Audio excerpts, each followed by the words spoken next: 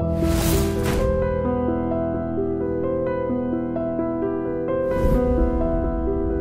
Hello welcome to iDream media. మనతో ఉన్నారు Kurnool MLA SV Mohan Reddy గారు. ఎస్వి అని పేరు వినగానే అందరికీ గుర్తొచ్చేది కర్నూలు జిల్లాలో కాకలు తీరిన యోధుడు మాజీ మంత్రి ఎస్వి సుబ్బారెడ్డి గారు. ఎస్వి సుబ్బారెడ్డి గారి తనయుడే ఎస్వి మోహన్ రెడ్డి గారు. 2009లో పత్తికొండ నియోజకవర్గం నుంచి కాంగ్రెస్ పార్టీ ఎమ్మెల్యే అభ్యర్థిగా బరిలోకి దిగిన ఓటమి అనంతరం అదే కాంగ్రెస్ పార్టీలో ఎమ్మెల్సీగా పనిచేశారు. అనంతరం వైసీపీలోకి చేరి వైసీపీ నుంచి 2014లో కర్నూలు ఎమ్మెల్యేగా గెలుపొందిన ఆయన ఎందుకో మరి అభివృద్ధి కోసమో మరి ఇతర కారణాల చేతనో తెలియదు కానీ కండువా మార్చి టీడీపీలోకి చేరిపోయారు.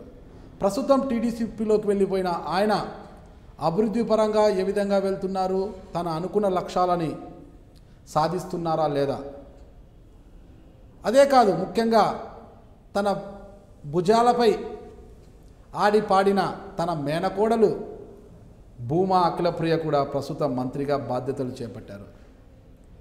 మేనమామ అంటే తండ్రి అంటాడు, అలాంటి తండ్రి చాటున పెరిగిన భూమా అఖిలప్రియ మంత్రి కావడం తనకు ఎలా అనుకూలించే అంశము, ప్రస్తుతం ఎలా ముందుకు పోతున్నారన్న వివరాలను ఎస్వి మోహన్ రెడ్డి గారి నుంచి మనం ఇప్పుడు తెలుసుకోబోతున్నాం.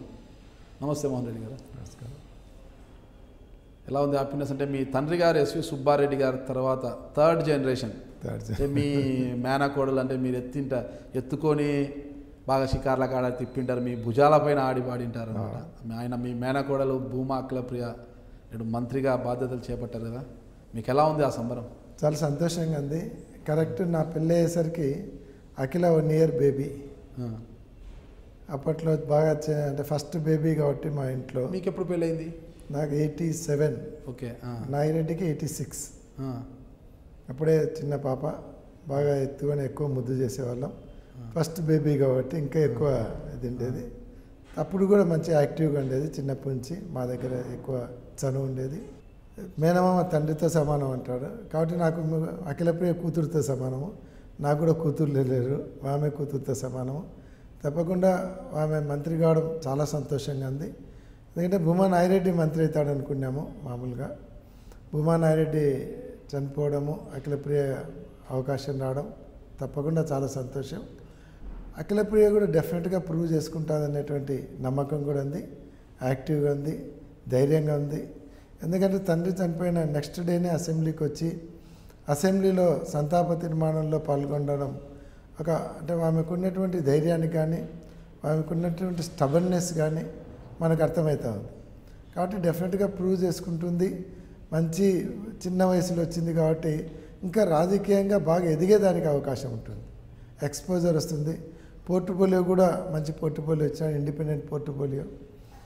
దాంట్లో ఎంత బాగా చేసుకోగలిగితే అంత అవకాశం ఉంటుంది. టూరిజం అనేది మినిస్టర్ క్రియేటివిటీని బట్టి కూడా పోతూ ఉంటుంది.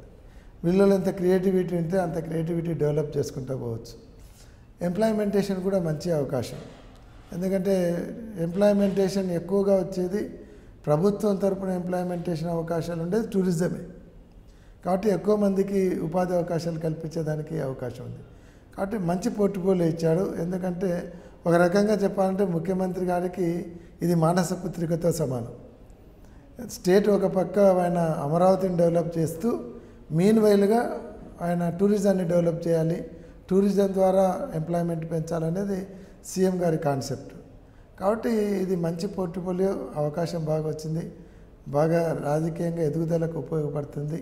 ఇంత చిన్న వయసులో కూతురు లాంటి అఖిలకు ఈ అవకాశం రావడం చాలా సంతోషంగా ఉంది. మా నాన్నగారి తర్వాత కోడలకు రావడం ఇంకా సంతోషంగా ఉంది. అందులో మాకు 5 మంది అన్నదమ్ములు ఉంటే, అంటే చిన్నాన్న పిల్లలతో కలిపి మాకందరికీ మగ పిల్లలే ఉండేవాళ్ళు. మాకు అక్క చెల్లెళ్ళందరికీ ఆడపిల్లలు ఉండేవాళ్ళు. ఓకే. మాకు 8 మంది మగ పిల్లలు అయితే వాళ్ళకి 8 మంది ఆడపిల్లలు ఉండేవాళ్ళు. అందులో అప్పట్లో అఖిల చిన్న పాప కండేది, బాగా ముద్దుండేది. బాగా అప్పటి నుంచి కూడా యాక్టివ్గా ఉంటూ బాగా ఇది ఉండేది. తర్వాత వాళ్ళ మదరు ఫాదరు పొలిటికల్గా ఉండడము, వాళ్ళ మదర్తో ఎక్కువ అటాచ్మెంట్ ఉండడము, అట్లా బాగా ఉండి పొలిటికల్ అవగాహన మొదటి నుంచి ఉంటా ఉంది. ఎందుకంటే మొదటి నుంచి పొలిటికల్ ఫ్యామిలీ, స్ట్రగ్లింగ్ ఫ్యామిలీ. చిన్నప్పటి నుంచి ఫ్రాక్షన్స్ చూసినారు, ఫ్రాక్షన్ గొడవలు చూశారు. మేము అప్పుడప్పుడు కొన్ని కేసులలో జైల్లో ఉండేది చూసినారు. కాబట్టి అప్పటి నుంచి అన్ని కష్టాలు చూశారు, సుఖాలు చూశారు. కాబట్టి ఒక మంచి నాలెడ్జ్ ఉంది ఆమె కూడా, పొలిటికల్గా నాలెడ్జ్ వచ్చింది, ఉన్నటువంటి కష్టాలు తెలుసు, సుఖాలు తెలుసు. కాబట్టి పెద్ద ప్రాబ్లం లేదు. మీరు కూడా జైలుకి వెళ్ళారా? అంటే ఒకసారి మా మీద ఒక ఫాల్స్ ఇంప్లికేషన్ చేశారు మర్డర్ కేసులో. నన్ను భూమానారెడ్డిని ఒకసారి మర్డర్ కేసులో పెట్టారు. ఇక్కడ ఆళ్ళగడ్డలో రుద్రవరంలో ఒక వాళ్ళ ప్రత్యర్థుల మీద వేరే వాళ్ళ ప్రత్యర్థులు అటాక్ చేస్తే దాంట్లో మమ్మల్ని ఇన్వాల్వ్ చేశారు. భూమానారెడ్డిని నన్ను ముద్దాయిలుగా చేర్చారు.